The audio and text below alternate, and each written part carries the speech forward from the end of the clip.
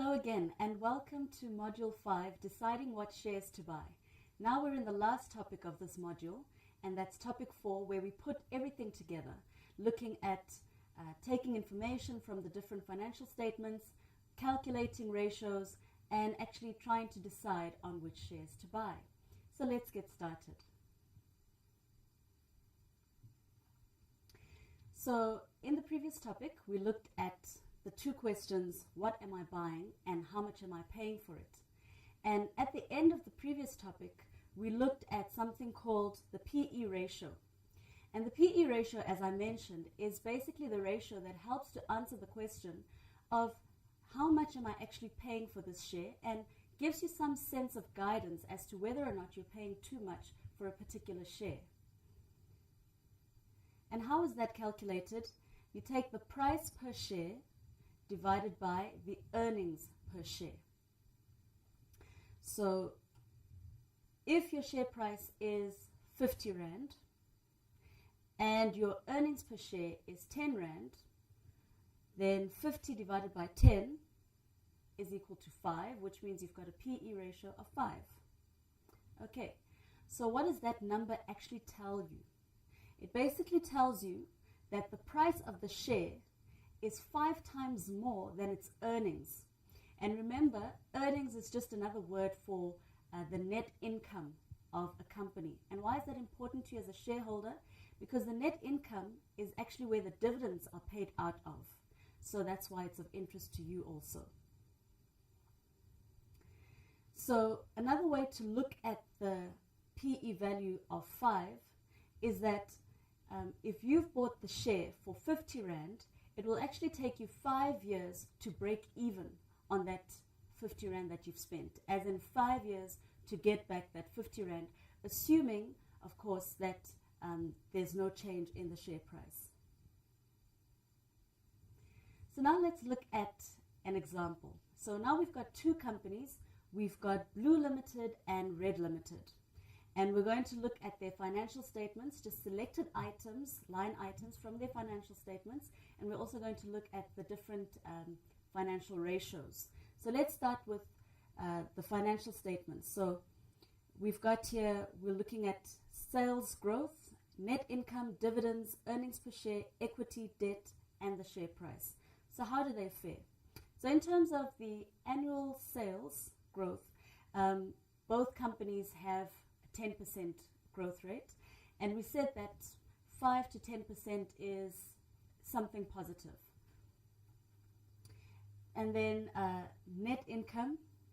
So the net income or the profit of the company, Blue Limited is actually making 6 million after tax, and Red Limited is making 4 million after tax. So even though we've got this information so far, you can't really base a decision on just net income and sales growth alone. So let's look at dividends. Okay, so both companies pay a 2 Rand dividend, so that makes us indifferent there. And then earnings per share. Remember, we said that earnings per share basically gives you a sense of the profitability of the company, how profitable a company is, and you would tend to prefer a company with greater earnings per share. Well, Blue Limited has earnings per share of 5 Rand, and Red Limited has earnings per share of 20 Rand. So how do you choose? You know, Blue Limited has greater net income but lower earnings per share, and vice versa for Red Limited. Still not enough to make a decision. If you look at equity, Red Limited has 12 million, whereas Blue Limited has 15 million. And in terms of debt, both companies have the same amount of debt of 1 million Rand. And share price, Blue Limited shares cost 50 Rand and Red Limited shares cost 60 Rand. So do we base it on price? Do we base it on earnings per share? Let's look at financial ratios to help make sense of these numbers and to paint a clearer picture. So if we have to look at the debt to equity ratio, we see that based on the figures from the previous slide, that Blue Limited has a debt to equity ratio of 0.07, which is 7%, and Red Limited 0.09, which is 9%. Okay, so it's still lower than 1. So we said that a debt to equity ratio below 1 is favorable. So it's looking favorable for both companies. Return on equity, Blue Limited has 40% ROE and Red Limited a 34% ROE. We said that 15% and more is favorable, so still both companies are looking favorable. In terms of the dividend yield, the dividend yield for Blue Limited is 4%, while it's 3% for Red Limited. Not much of a difference. If we look at the PE ratio, the PE ratio for Blue Limited is 10 rands, is 10, and the PE ratio for Red Limited is 3. Okay, so now that tells us something, that tells us a bit more. So that basically means that you're basically paying more for Blue Limited shares than you are for Red Limited shares.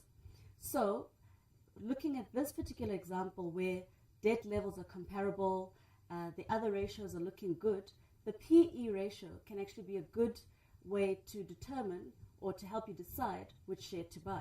Because I would actually go for the Red Limited share, even though it's 10 rands more, it's 60 rands, but it's got a lower PE ratio. So in the ideal situation, you want a very low PE ratio and high earnings per share. And that basically brings us to the end of this module and the end of this topic. I hope you've enjoyed all the learning that you've gained so far and hope to see you trading on the JSE.